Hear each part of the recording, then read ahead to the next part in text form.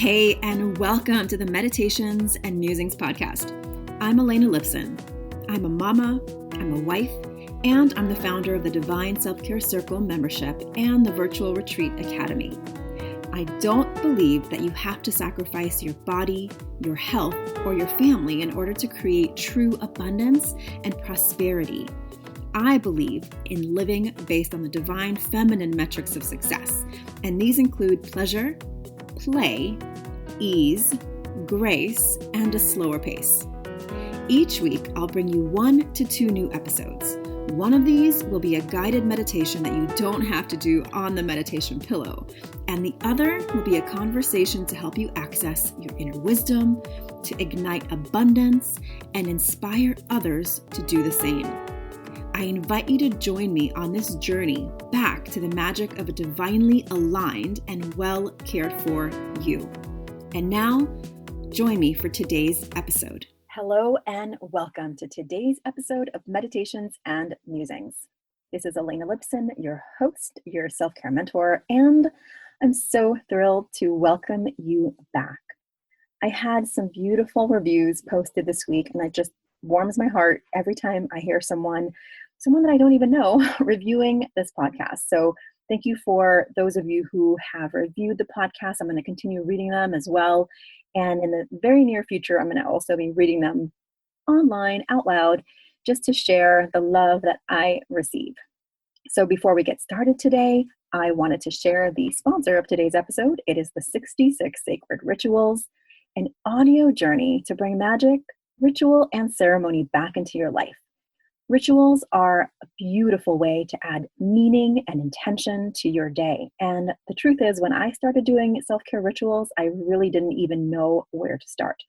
But after several years of studying rituals and ceremonies from different cultures, I realized that the most powerful rituals are the ones that I enjoy doing the most.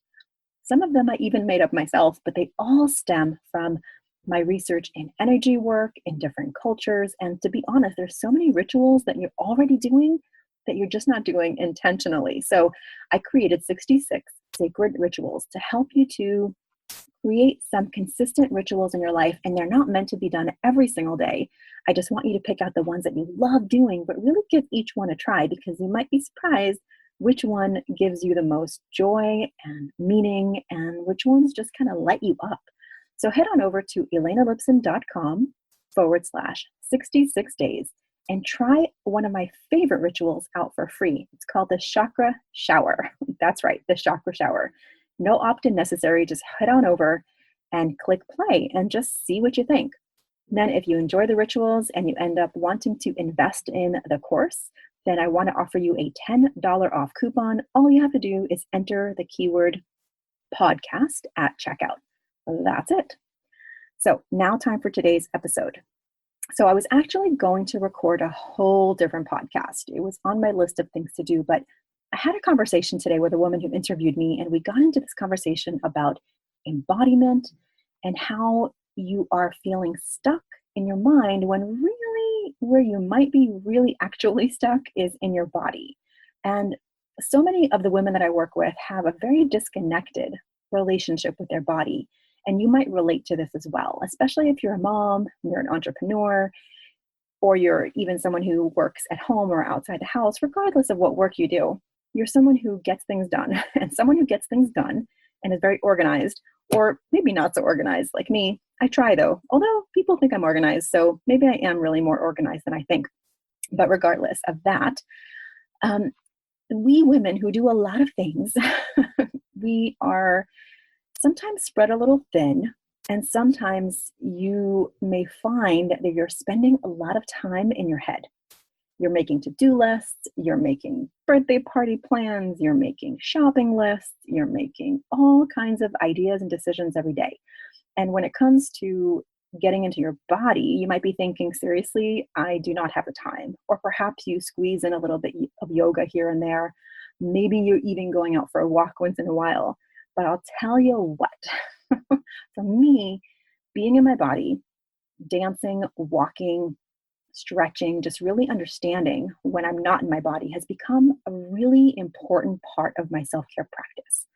So the title of today's episode is how Zumba saved my life. And it really, really did. And I want to share this with you because I think that in today's, economy, in today's society, in today's hurry, rushed family life, we're getting all kinds of things done, and your body becomes this afterthought. Or if you do think about it, you're thinking about it in terms of weight loss, or you're thinking about it in terms of fitting into your favorite skinny jeans. But it's so much more than that. In fact, I want to argue, or maybe not argue, but I want to propose that being in your body, that really understanding, that living in your senses and activating the aliveness, the life force, the energy in your body is probably one of the most important things you can do in order to do everything else that you want to do. So let me go back in time here with you for a little bit. Way back, first of all, I danced when I was younger. I danced for many years, predominantly jazz dancing. And if any of you have done jazz dance in the 80s, you know that it was a very specific type of, Madonna and Cyndi Lauper and just some really fun music. But I loved to dance. I loved being in the dance room. I loved the mirrored wall. I loved the wooden floors. I loved dancing with our teacher and all the friends that I had around me. It was just one of my favorite parts of the day. And the performance parts were definitely great as well. Of course, what little girl does not love getting dressed up and putting on a little makeup and dancing in front of friends and family? Maybe not every girl, but this girl did. So I definitely loved to dance. And I danced for many years until I hit my teenage years. And then we moved away from the dance studio. And I really continued dancing as a personal journey. I went out clubbing in New York City where I grew up, and I actually loved it. I would dance for hours and hours and hours. It was just like some people went to clubs to meet people or drink. I just went to dance, and it was such a huge release for me. So fast forward into adulthood, and as you can imagine, between working and getting married and being a mom, dance sort of fell into the category of like throw on some music and maybe, bust out a dance in the kitchen and embarrass your husband and kid. So that was definitely where dance was relegated to. Now, about 4 years ago, I have a friend who is a business owner. She's actually a phenomenal dancer. She is a world-renowned belly dancer, teacher, author, speaker. She's just phenomenal. And one year, about 4 years ago, she invited me to be a co-facilitator at a women's retreat in Oregon. And of course, I said yes. It was amazing. It was 4 days in this beautiful retreat center doing hot tubbing and gathering in circle with women. But most importantly, what I was really excited about was the dance. We were going to dance for many hours a day. I was going to lead women's circle on the topic of self-care, doing rituals, leading morning practice, all the things I love to do. But in between all of that, we were going to dance. There was going to be belly dancing, and also the third facilitator, there was 3 of us, was going to be teaching African dance. So I was so excited. And we spent, I guess it was about 3 days total, or 3.5 days. We spent most of that time dancing, and it was so enlivening. It was like magic. I had this memory flashback almost the entire time to when I was dancing when I was younger. And I would just fall asleep every night, like with this big old smile on my face. It was so much fun. Really, really got reactivated to dance. And it was like every body shape, every size, every dance level ability. There was some incredible dancers there, but really everyone just wanted to dance. And the feedback during our circle time was, the movement itself. Some women who hadn't danced in years or ever in public were finding that they were not only tapping into like this part of themselves, this feminine, hip swirling part of themselves that they really hadn't accessed in a long time, but they were also finding themselves really feeling a lot of emotions during the dance, which is absolutely the case because emotions live in our body. And when we don't move our body, we also get trapped in stuck emotion, right? So fast forward to the end of that retreat, and I was driving back home with my friends and the other 2 co-facilitators, and I was just having this feeling like, oh my gosh, I feel spent, but so happy. I feel blissed out. I think I was even catching a cold. I was moving so much emotion and so much stuff through that weekend. But I said to my friend, I'm like, I don't know, how am I going to go back to life now? I feel like I just want to dance every day. What do I do? And she, being the dancer and the phenomenal teacher that she is, she's like, oh, you should go to Zumba. And I instantly just like made this face like, what? Why would I go to Zumba? Why do you go to Zumba? Isn't Zumba like that, aerobics class for people who can't really dance? And she laughed and I laughed. And I'm like, really? You go to Zumba? She's like, oh yeah, you'll definitely get that dance feeling. So I trusted my friend and I got really curious. And I thought, okay, well, when I get home, I'm going to start looking to see where there might be a Zumba class that I can go to. So I found one at a local gym, and I think they had like a $5 guest pass. Yeah, something like that. So my husband was actually a member of this gym, but I didn't know he wouldn't really notice, but they did have this Zumba class. And so luckily for me, I really think this was divine intervention, because what I know since, this is several years ago now, what I've known and learned since is that the Zumba class is very different depending on who's teaching it. So I find a lot of people might have tried a Zumba class, but they don't like it because of its specific teacher, because I've had many teachers now and every single one is totally different. So this first class I went to was this woman named Betty, and she's just amazing. She's just beautiful, kind of like Latin dancer, and she just moves in the way that I love to move, like salsa and merengue, and just really very activated and alive, and just a really beautiful energy. And I walked in to the first class. I kind of hid all the way on the side of the room, enough where I can see her, but really not be seen by anyone else, because I hadn't done Zumba and I was a little nervous. So what happened was I definitely was not as in good of shape as I am right now. I can do like 2 hours of Zumba dancing and be great. But when I first started, I like would turn beet red and I was so sweaty and out of breath after like 15 minutes. But in this first class, I'm like, I'm just going to stick through it. And I was so out of breath, but I felt amazing. I was in a room with a mirror and a lot of women and a wooden floor. And I just got that like dance vibe that I had when I was younger. And the music was amazing. I felt totally klutzy because I couldn't quite get the moves, because they were doing the same dances and routines over and over again, but I had never done them before. So I just thought, you know what? I don't care if I look stupid. This feels phenomenal. But here's what I didn't expect. What I didn't expect is that after about 15, 20 minutes of getting really into it and like, kind of catching the groove and doing the dances, is I actually started tearing up after about 20 minutes. And of course, you really couldn't tell because I was so sweaty and red and blotchy anyway. But yeah, I started tearing up because I couldn't, like, at first I didn't quite understand what was happening, but upon reflection later, I realized what was happening was I was releasing emotion, like pent up emotion that I didn't even know I had, which very quickly after that turned into this joy. I was so happy that I was dancing that it was like, I was tearing up because I was so happy.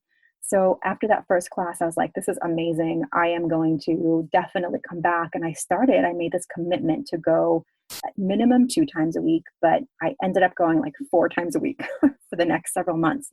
And what I found was for the next at least 4 to 6 months, I want to say, I was like crying, not crying as in sobbing, but I just felt myself getting emotional. Like the tears were welling up at some point during the class and it would pass. Eventually, I didn't experience that anymore because I realized that if I went on a regular basis and found this beautiful way to move my body, I was processing and clearing emotions on a regular basis so they weren't pent up anymore. And of course, I was getting the dances better and I was building up my stamina. So I wasn't feeling so winded halfway through the class. I felt like I was super sporty because I was, getting the dance routines. I have a really good memory for dance routines. So became really fun. I went from the learning process to like the enjoying process. And now every time there's a new dance, I can pick it up pretty quickly. So now when I dance, it's been probably, 3.5 years that I've been going to Zumba class. I actually, very soon after I started taking the classes, I actually heard an interview with the founders of Zumba, and he described this process that I had experienced without even knowing what it was. And it was this like euphoric moment where it's like an apex of euphoria in Zumba. And I think it happens because the way he described it and the way I had already experienced it without him even saying anything was that you're in the moment. And it's kind of like meditation when you're watching your teacher dance and you're following the moves. And sometimes they're happening like pretty quickly. If you're present, there's no way you're thinking about anything else. You're in the moment. And if you start thinking about something else, you just lose the beat, the momentum, all of it.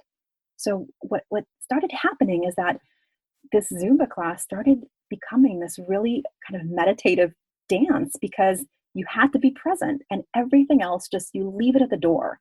You just get so present. When you walk out, you just feel like you just meditated for an hour essentially, because it's the same thing with my sitting practice. If you're present and you're feeling your hips and you're feeling your feet and your shoulders and your eyes, you're in it.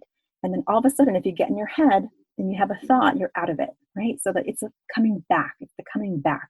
But with Zumba, it almost like forces you to be present because you want to keep up and you want to do the dance and you want to just stay with it and enjoy it. So it's almost like this magical portal into presence, like really, really being in the now, which is ultimately what I have found on my own spiritual journey is what it's all about, is being here now in the moment. And so Zumba, just like probably any other class, any dance class or any workout class that you really get into, it probably gives you that. But I think with Zumba, because you have to keep up and really be in the moment in order to dance, it gives you this, this euphoria. I think that's what I probably loved as a young girl, as a dancer, is that I just loved being in the moment. I loved that feeling of thinking about nothing else except what I was doing. And it felt so good, like electricity.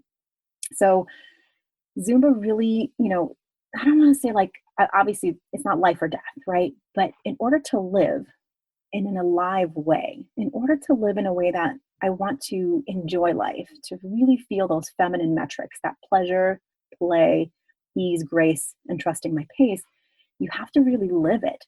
And for me, it really became about dance, and that dance was Zumba. So I would never have thought that I would have been a Zumba girl, but I really am. I adore it. It is so important. In fact, this morning I woke up really early to go to an 8:30 in the morning class at the gym because it's so important to me. And I'll do it another 2 or 3 more times this week because I love it.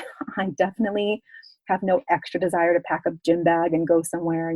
I was always the one who said, well, I can just work out at home doing yoga, which of course I can. But the dance has been so beautiful. It's like equal and opposite to how I feel when I'm spending time in nature, like just disconnected from technology, fully unplugged. It's that same presence, like really fulfilling that part of myself. But with Zumba and with dance, there's that embodiment piece that as a woman, you are possibly missing. And so whether it's Zumba or something else, I want you to really start thinking about and feeling into, are you feeling stuck in areas of your life? Are you feeling disconnected from pleasure? When was the last time you actually jiggled your hips and felt good about it? So I love the fact that I can tell that this euphoria, this joy for life is showing, because I have friends now who are like, so maybe I want to come to a Zumba class too. I hear you talking about it. Like, should I come? Tell me all about it. And of course, they're super embarrassed because they're like, I don't know how to dance. I'm going to mess up. I'm like, yes, you are going to mess up and it's okay. And you're probably going to be winded the first time because I was. It's okay. You just go and you just, you figure it out. It's like if your kid came to you and they're like, I want to try, gymnastics or baseball or piano or whatever, but it's going to be hard. So I don't think I'm going to do it. You know what you would say, right? You'd be like, well, everyone starts somewhere. Of course you're going to mess up. It's part of the process. You're going to look foolish. It's okay. It's fine. But you're going to get better because you're going to love it and you're going to want to do it. And sometimes it's going to feel funky, but you're going to keep doing it because you know that you're going to get better. Same thing with this. It's like, of course I've gotten better. And it's really funny. And I don't say this to brag or anything, but multiple times I've had people come up to me and say, oh my gosh, you totally cheat Zumba. You're awesome. You're always like, you look like you're having such a great time. You know all the moves. Yeah, it's taken me years to get there, but I do accept that compliment. It's true. I love to dance and it shows. And so, yes, I do mess up. Yes, I still get winded sometimes, but mostly I am enjoying the hell out of it. I am having a great time, and it is just such an important part of my life and a way to really feel what I'm feeling. Because when I start to dance, if I feel distracted or I can't seem to focus, then I know that there's something in there. Like I really need to figure it out. And usually I just kind of dance and I set the intention to process. And sometimes I even set an intention to like use that dance for the day as prayer, and really send somebody love, or today I'm dancing for my mother, or today I'm dancing for my son, or, it just has become this really beautiful ritual in my life that I add meaning to. So then it develops meaning. So I hope I've gotten you to think about some form of movement, whether you're going to go check out a Zumba class. And I just really want to re-emphasize, in case you missed this part, is that the class is going to be dramatically different based on who's teaching it. So if you've got a teacher who's focusing more on aerobic style exercise, then it might be more, punching and hitting and, things like that. Not hitting, but like punching moves or jumping moves. Now, I prefer the teachers who focus more on dance because that's what I enjoy, but I can really still have fun in almost anybody's class unless they don't have a beat, which is terrible. If you find a Zumba teacher that doesn't have rhythm, run the other way. So ask around. I guarantee you within your community, you'll find someone who's like, oh yeah, I do Zumba. So find a dance class. And if you don't have a Zumba class, which I can't believe you wouldn't because there's thousands of them and thousands of them, there's also Zumba online, which is something I do when I'm traveling. I'll put on a YouTube class and do a Zumba class, like 15, 20 minutes, something like that. But there's nothing like being in the class because it's just, you're feeling it with your whole body. And then you're going to do you're more likely to do the whole thing instead of, not doing the whole thing, not just pressing stop on the video. Also, there's jazz classes and ballet classes. So if you've been dreaming of dancing, don't let anything stop you. There's all sorts of stories, very inspirational stories of women who started ballroom dancing and ballet dancing in their 60s, 70s, and 80s. Don't let that stop you. It's just a mindset. If you want to dance, dance. Do not let anyone stop you. I'm losing my voice. I've been recording stuff all day and interviews. Anyway, I really hope you are inspired to go experiment and play and dance, because these are how you end up defining success on your own terms. And when your enjoyment of life elevates, guess what? The opportunities, the manifesting, and the magic are going to instantly elevate. I promise you. I've seen it over and over and over. So go out there, go dance, go do something that lights you up.